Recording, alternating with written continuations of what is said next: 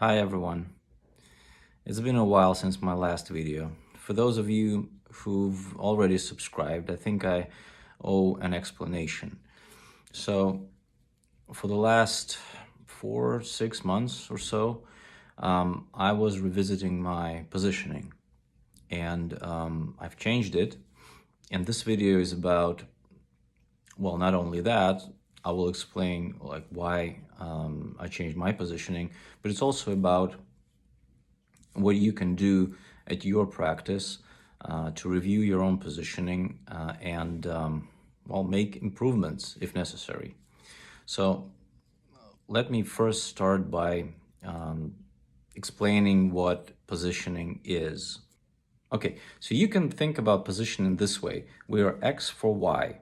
We're accountants for law firms, or we provide legal support for architects, or we're a digital marketing firm for construction companies. So this is like the basic level positioning, because your target market has to know what do you do and who you do it for. This is usually not enough because there are just too many companies that do the same things as you do.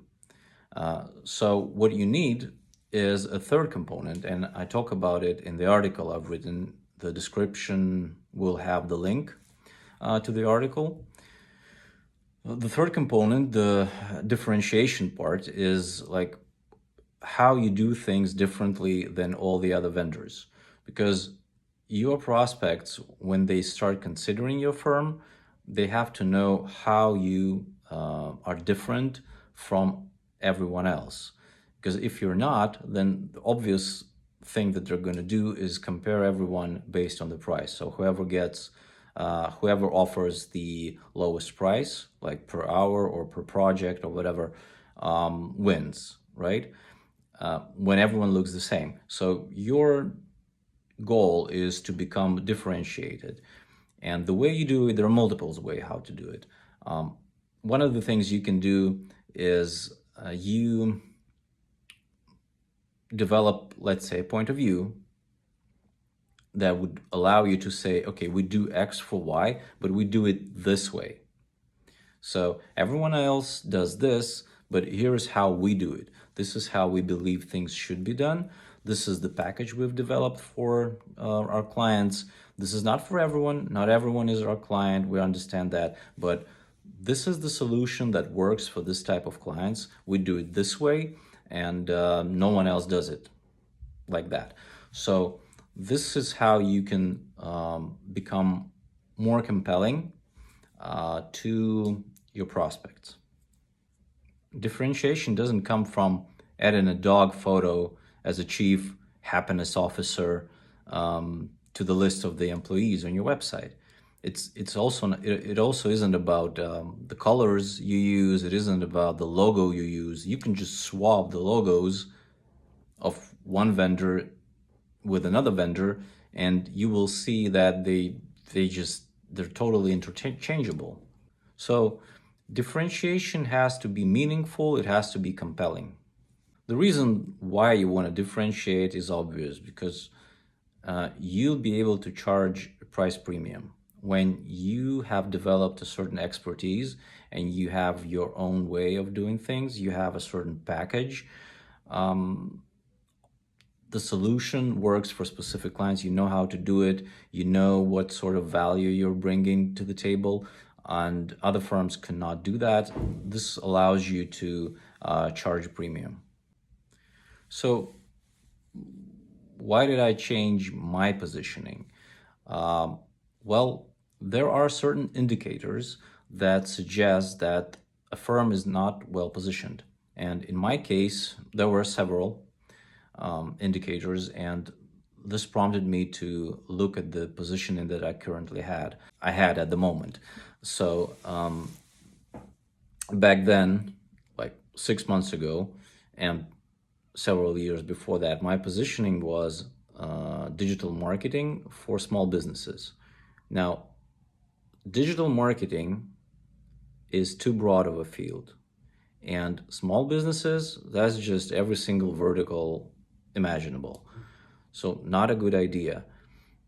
That's why I've decided to narrow my positioning to specific marketing activities. You can find out about them on my website for professional services firms.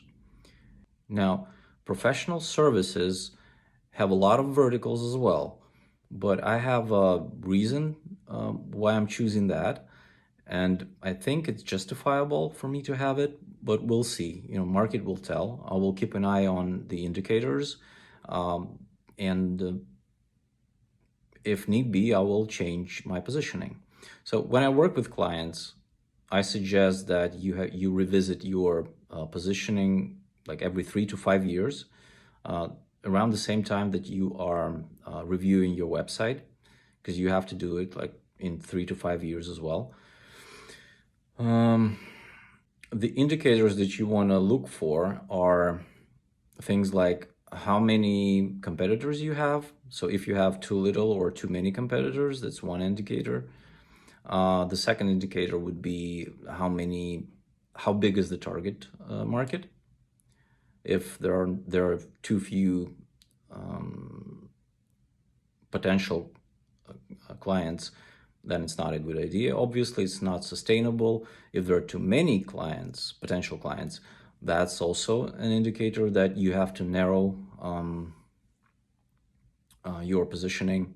Then there are things like your win rate. Let's say if it's less than 55%, it's not the same for all professional services firms, but in general, it is. Then your net profits, which is like if it's less than 14%, also that's an indicator. So if you want to know more about this approach of adding a third component to positioning, so it's XYZ, which is based on the SCP model, the Swan-Crawfish-Pike model, go ahead and read that article. If you want to get updates, like for articles, webinars, or tools that I have on my website, just consider signing up on the website, awezzom.com. If you haven't subscribed to this channel, consider subscribing. What else? Oh, thank you for watching. Have a great day. Bye.